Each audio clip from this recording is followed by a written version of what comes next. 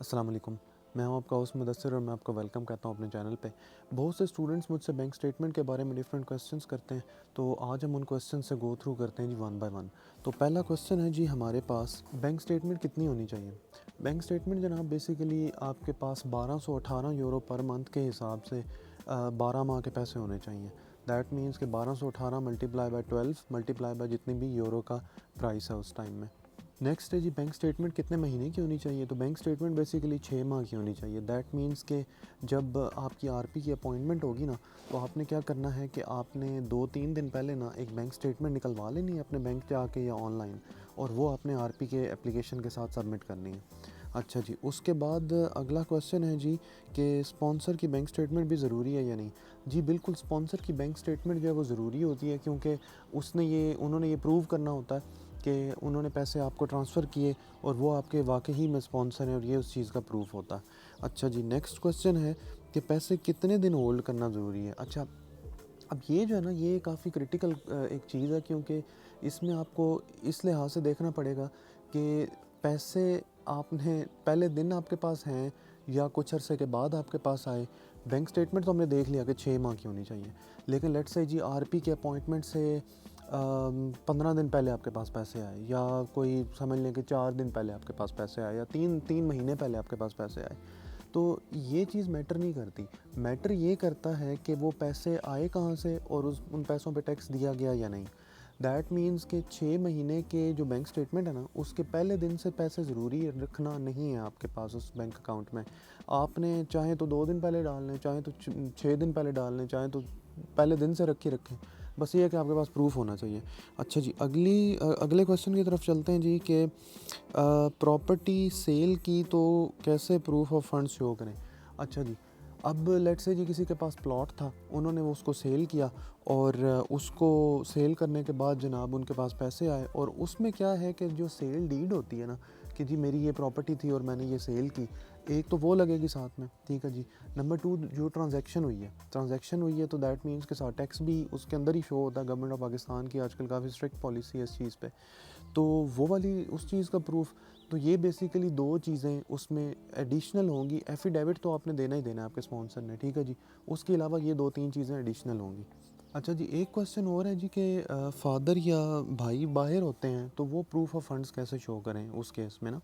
तो उस केस में तो बड़ा सिंपल काम है कि जी आपके फादर वहाँ पे जो भी अर्निंग कर रहे हैं ना, आपने बेसिकली सिंपली ये करना है कि आपने उसका सैलरी स्लिप्स वगैरह ले लेनी है उनकी, ठीक है जी, जो मंथली होती हैं। अब इसमें सबसे अच्छी चीज़ ये है कि उन सैलरी स्लिप्स में साथ में बेसिकली टैक्स भी पे किया गया होता है, तो टैक्स की सारी इन्फॉर्मेशन भी उन सैलरी स्लिप्स में ऑलरेडी मौजूद होती है, तो इसलिए आपको कोई अलग से टैक्स की डिटेल्स भी नहीं देनी पड़ती इस केस में। तो उनकी तरफ से एफिडेविट भी ऑफ कोर्स इसमें शामिल होगा। अगर अभी तक आपने मेरा चैनल सब्सक्राइब नहीं किया तो चैनल भी सब्सक्राइब कर लें और बेल आइकन प्रेस कर दें, ताकि सारी इस तरह की इन्फॉर्मेटिव वीडियोज़ आपको टाइमली मिलती रहें। अगला क्वेश्चन है जनाब कि फ़ादर और मेरा जॉइंट अकाउंट है तो कोई मसला तो नहीं होगा। देखें, इस चीज़ को सबसे पहले तो आप ये समझ लें कि अकाउंट आपसे मांगा क्यों जाता है। अकाउंट आपसे जनाब इसलिए मांगा जाता है कि जो पैसे आप उसमें शो कर रहे हैं ना, उन पैसों को जब आप ऑस्ट्रिया आ जाए ना, तो आप उनको इस्तेमाल भी कर सकें। तो इससे ये फ़र्क नहीं पड़ता कि जॉइंट अकाउंट है या आपका अपना अकाउंट है, आपके पास वो पैसे एक्सेस करने की सहूलत है या नहीं है, तो वो चीज़ मैटर करती है। लेकिन मैं फिर भी हाईली रिकमेंड यही करूँगा कि किसी भी किस्म की अपने आप को फ़जूल कॉम्प्लिकेशन में डालने की कोई ज़रूरत नहीं है।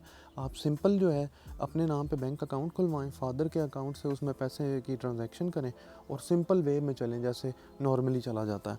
अच्छा जी, उसके बाद आ जाते हैं नेक्स्ट क्वेश्चन पे, और वो है जी कि क्या मेरे स्पॉन्सर किसी से पैसे बोरो करके शो कर सकते हैं या नहीं। यार, ये देखें, सबसे पहले तो वही बात आ जाती है कि स्पॉन्सर होता कौन है और स्पॉन्सर क्यों करता है आपको।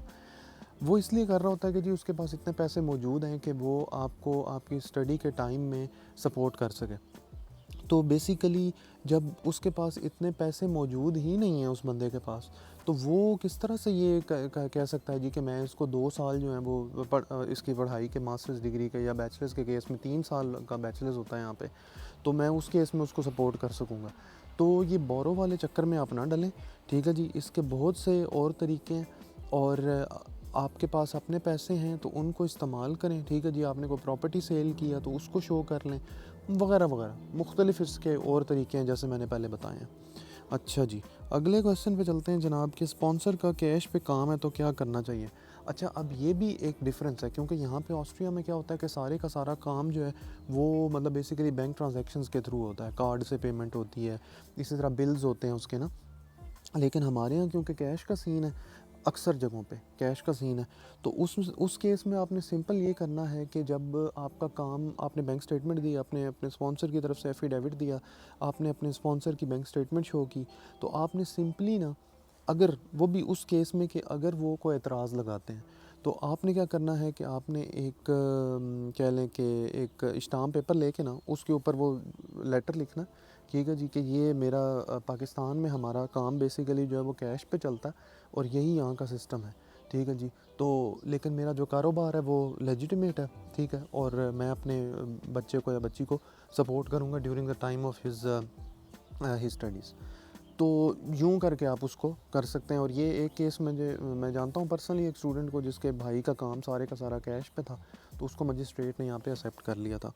अच्छा जी, अब चलते हैं नेक्स्ट पे कि जी ब्लड रिलेटिव के अलावा कोई स्पॉन्सर कर सकता है या नहीं। यार बेसिकली इस चीज़ को अब इससे समझ लें कि ब्लड रिलेटिव का स्पॉन्सर करना सबसे बेस्ट होता है क्योंकि उसकी सबसे ज़्यादा सेंस बनती है। ठीक हो गया।